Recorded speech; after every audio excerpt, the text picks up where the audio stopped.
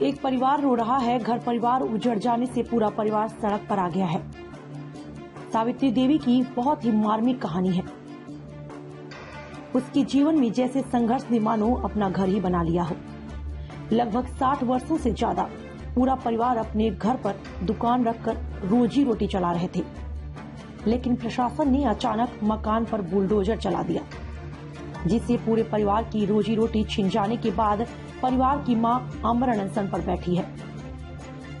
प्रशासन द्वारा बराबर धमकियां मिल रही हैं। अब फरियाद लेकर जाएं तो जाएं कहां, जब रक्षक ही भक्षक बन जाए।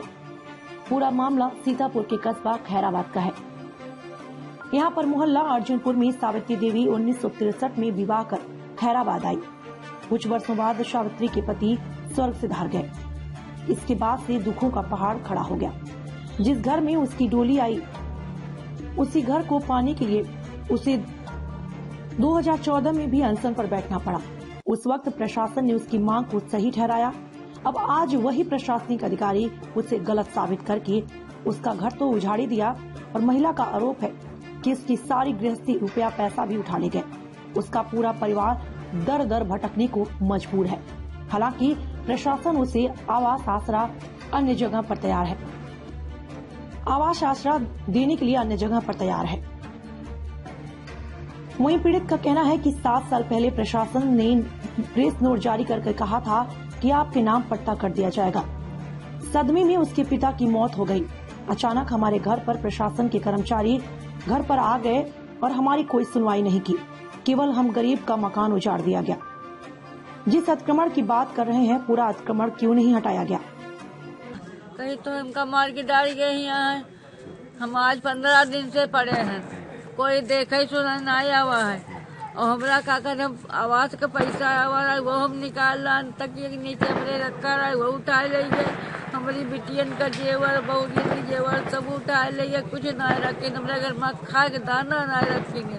और 2 सिलेंडर हमारे बड़े वाले रखे रहे, वही उठा लेंगे। पता नहीं कहाँ लेके गए हैं। एक रामा आश्रय है तो एक नदीम बाबू, और वो जो काका अमित भट्ट जो है, वो सब ना जाने कहाँ हमरा लगे। हमरा कुछ रखबे नहीं के नहीं, और हमका न रहा ठिकाना न कहूँ कुछ। हम माता जी के दरबार में पड़े हैं। अब हम मैया के सहारे हैं। हमरा जो कुछ निपटारा करे तो मैया करे। परिवार पर अगर इतना जुल्म हो रहा है तो प्रशासन पर भी सवालिया निशान उठाना लाजमी है कि आखिर अवैध रूप से बनी हजारों सड़क किनारे बिल्डिंगों पर कार्यवाही क्यों नहीं की गई? आखिर प्रशासन का उस जगह से इतना मोह माया क्यों है? वो परेशान हमको करना शुरू कर दिया। हमारे पिताजी उस समय जीवित थे, तो जब परेशान करना शुरू कर दिया, उसके तत्पश्चात पापा को इसी बात का हार्ट अटैक पड़ गया। पापा स्वर्गवासी हो गए इसी सदमे में कि हमारे बच्चे कहाँ रहेंगे। उसके बाद ये हुआ कि बात चलती रही, कुछ नहीं हुआ। फिर उसके बाद 2014 में ज्यादा परेशान करने लगे तो हमारी माताजी बुकरताल बैठ गईं। जब बुकरताल बैठी तो 5वें-6ठे दिन अधिशासी अधिकारी नगर पालिका परिषद खैराबाद, जिन्होंने उसकी नपाई करवाई। नपाई करवाने में ये कहा गया कि माताजी 50 साल से यहाँ पे रह रही हैं, आपको कोई परेशान नहीं करेगा और आपके नाम पट्टा कर दिया जाएगा, और जो भी कानूनी प्रक्रिया होगी उसके नाम वो कर करके आपके नाम कर दिया जाएगा। और इसके लिखित अधिशासी अधिकारी नगर पालिका परिषद खैराबाद ने ये दी थी प्रेस विज्ञप्ति करके कि प्रार्थनी 50 साल से वहां पर रह रही है।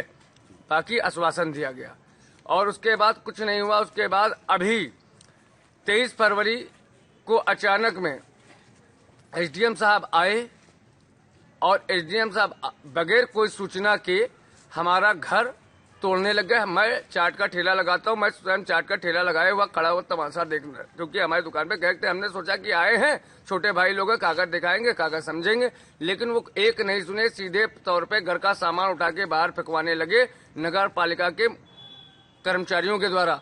उसके बाद बुलडोजर मंगवाया, ट्राली मंगवाई। बुलडोजर से हमारा पूरा मकान ढहा दिया और सारा सामान, जिसमें हमारी एक बड़ी भाभी, एक छोटे भाई की बीवी, उसका जेवर था, और अम्मा जो कॉलोनी बनवाने के लिए 50,000 रुपया निकाल के लाई थी, वो उनकी तकिया के नीचे रखा था, वो समस्त सामान वो उठा ले गए। यहाँ तक के हम लोगों के कपड़े नहीं छोड़े और राशन पानी नहीं छोड़े हैं। लेकिन एक बात मैं ये भी कहना चाहूंगा कि वो 3208 पे अतिक्रमण की बात कह रहे हैं, अगर 3208 पे अतिक्रमण है और 3207 पे अतिक्रमण है तो अतिक्रमण का मेन टारगेट का मैं ही था, क्योंकि मैं गरीब था।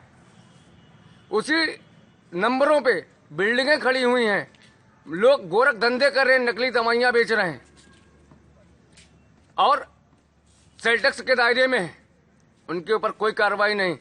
अगर उनके ऊपर कार्रवाई होती तो हम ये समझ सकते थे कि हाँ, ये सत्य है, अतिक्रमण हटाने का अभियान चलाया जा रहा है। अतिक्रमण में केवल एक गरीब विधवा थी और उसके बच्चे टारगेट किए गए। और साथ ही साथ एक बात और कहना चाहूंगा कि माननीय मुख्यमंत्री जी तक अगर हमारी इस वीडियो के माध्यम से बात पहुंचा दी जाए तो मैं ये भी कहूं, क्या मुख्यमंत्री जी किसी गरीब की झोपड़ी हटा करके पुलिस चौकी बनाने का आदेश करते हैं?